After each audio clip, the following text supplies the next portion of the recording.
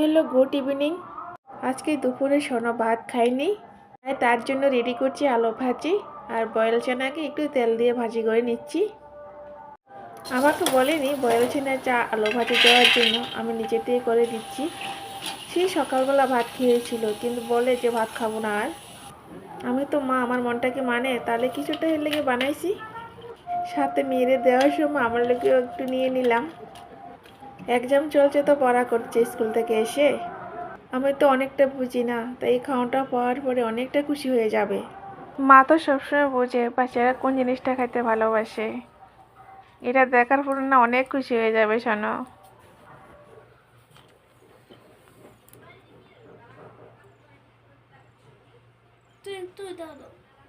কি দেবো? কেমন হয়েছে? ভালো।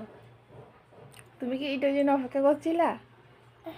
হ্যাঁ, বাহ, গরম আছে বাবাই। আমার লক্ষ্মী সোনাটা। বাবা, চার ভিতরে তুমি কি সস লাগাই খাইবা? কেন? কি ভালো লাগে? আমি তো দিয়েছি আলু দিয়ে খাওয়ানোর লাগিয়া।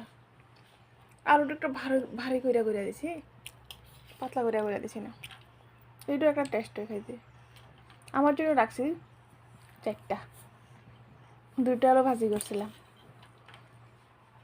আচ্ছা, তো ভাত খাইছো নাকি আজকে? এমনি এমনি। আচ্ছা, কি টেস্ট হয়েছে বলবো না কিছু? টেস্ট হয়েছে? রেগুলার তো চানা খাও।